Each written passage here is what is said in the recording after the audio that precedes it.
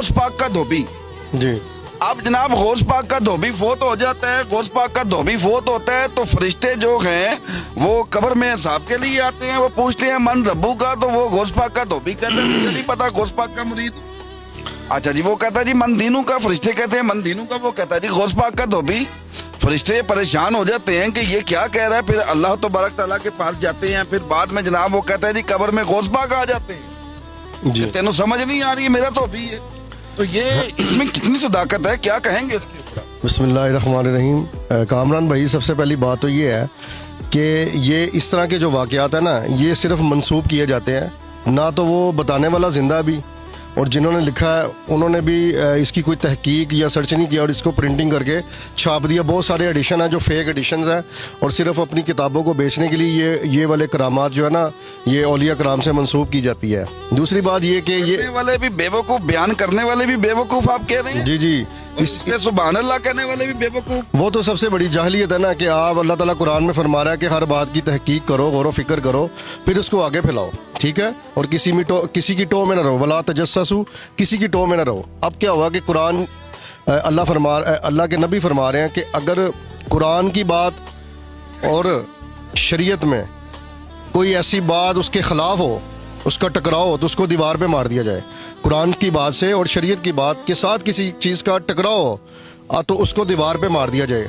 शरीयत में जो 3 सवाल हैं, मन रब्बू का, मा दीनू का, मा कुंता तकूलू फी हाज़ा रजुल, तीसरा सवाल नबी पाक सल्लल्लाहु अलैहि वसल्लम के मुताबिक किया जाएगा, मुतल्लिक किया जाएगा कि ये कौन अल्लाह के नबी हैं। अब वो जो बंदे ने इस तरह की खुराफात और करामात मंसूब करने की कोशिश की, ये ज्यादती है, ये जहलियत है, ये जहालत है। इससे अपना जो है अल्लाह के वलियों को तो फर्क नहीं पड़ता, लेकिन बदनामी, अभी बदनामी इसी तरह बदनामी हो रही है ना उनकी, क्योंकि वो इस दुनिया से जा चुके हैं। तो आप सल्लल्लाहु अलैहि वसल्लम ने फरमाया कि मेरी उम्मत में कुछ लोग ऐसे आएंगे जो अपने बड़ों पर लान तान करेंगे। अब ये वो दौर है फितनों का कि जिसमें ये वाली बात मंसूब करके औलिया कराम की तरफ मंसूब की जा रही है, तो जिससे वो जो औलिया कराम है उनकी जो है ना, क्या कहते हैं, तजलील की जा रही है। ये नहायत ही जहालियत है और ये फितनों का दौर है। मतलब जमात को अपना जो है बदनाम करने की बिल्कुल, ये तो है ही बदनामी ना, बिल्कुल बदनामी करने की कोशिश की जा रही है। इसका कोई असल से कोई ताल्लुक नहीं है या ऐसा वाक़या भी नहीं है। जिस तरह के हम किताबों में पढ़ा करते थे कि नबी पाक सल्लल्लाहु अलैहि वसल्लम पर माज़अल्लाह को एक बुढ़िया कूड़ा फेंकती थी, जब इसकी तहकीक ये सर्च किया, ऐसी कोई हदीस नहीं निकली, ज़ईफ़ हदीस भी नहीं निकली।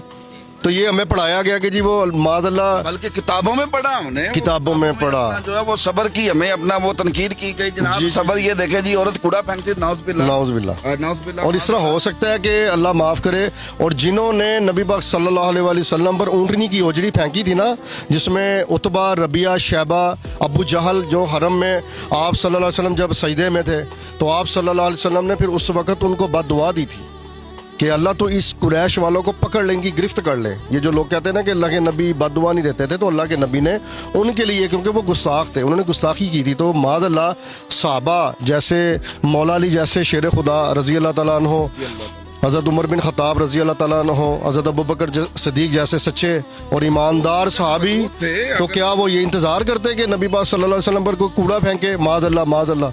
तो ये बनगढ़ंत बातें हैं, बदनाम करने की साजिश है एक। ये भी एक ऐसा फ़िरका है जो बदनाम करने की कोशिश कर रहा है इसके बारे में।